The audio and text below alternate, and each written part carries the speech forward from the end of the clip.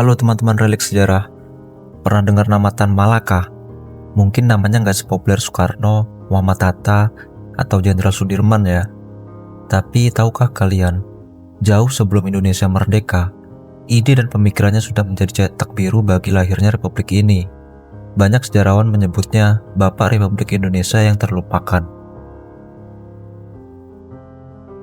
Lahir dengan nama Ibrahim Gelar Datuk Sultan Malaka pada 2 Juni 1897 di Nagari Pandam Gadang, Gunuang Omeh, Sumatera Barat. Tan Malaka tumbuh di tengah keluarga muslim yang taat.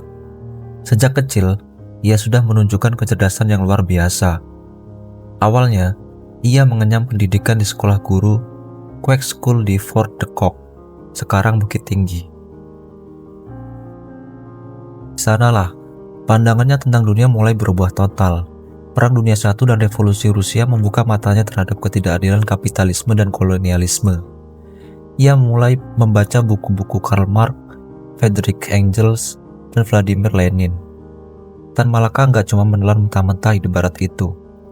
Ia mulai memikirkan gimana caranya ide ini bisa membebaskan bangsa saya, Indonesia.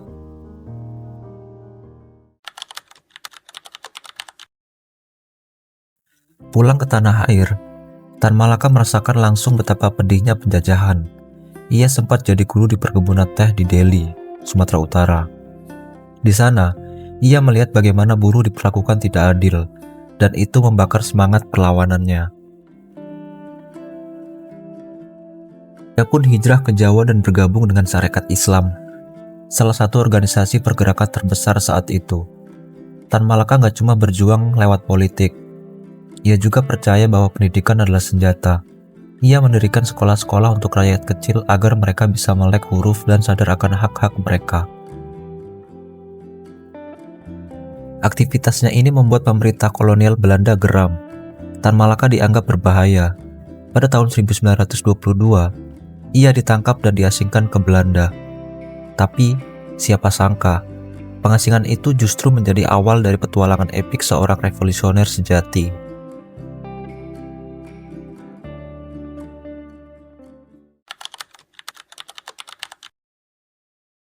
Selama lebih dari 20 tahun, Tan Malaka hidup sebagai buronan politik. Ia berkeliling dunia, berpindah-pindah negara mulai dari Uni Soviet, Jerman, Cina, Filipina, sampai Thailand. Selama itu, ia menggunakan puluhan nama samaran untuk menghindari kejaran mata-mata Belanda. Di masa-masa pengasingan inilah, ia menghasilkan karya-karya revolusioner yang menjadi warisan intelektual bangsa.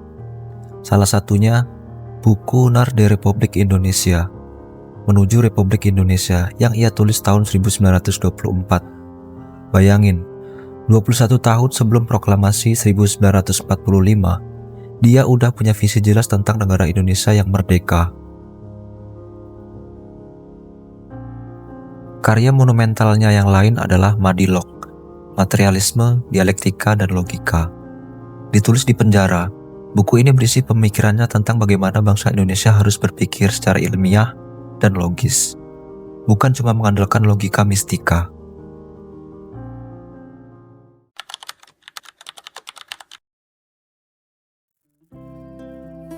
Ketika Indonesia merdeka tahun 1945, Tan Malaka kembali secara diam-diam.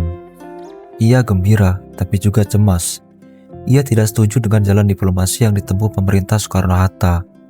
Baginya, merdeka 100% adalah harga mati, tanpa kompromi dengan penjajah, tanpa negosiasi yang menguntungkan Belanda. Sikapnya yang keras ini membuat ia berseberangan dengan banyak pihak. Ia bahkan dianggap sebagai ancaman. Pada Februari 1949, Tan Malaka ditangkap oleh tentara Indonesia dari Batalion Sikatan Divisi Brawijaya di Desa Selopanggung, Kediri. Sayangnya, ia dieksekusi tanpa pengadilan. Kematiannya menjadi salah satu babak paling tragis dan kontroversial dalam sejarah bangsa. Jenazahnya tak diketahui selama bertahun-tahun, dan namanya seolah sengaja dihapus dari buku sejarah.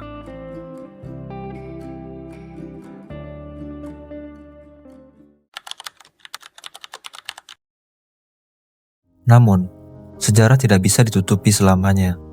Pada 28 Maret 1963, Presiden Soekarno akhirnya mengakui kontribusinya melalui keputusan Presiden nomor 53 tahun 1963.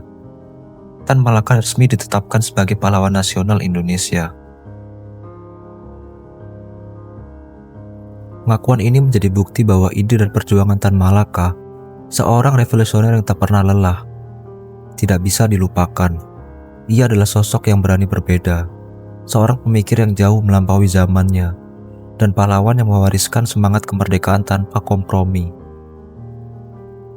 Jadi, menurut kalian, apakah Tan Malaka pantas disebut Bapak Republik Indonesia?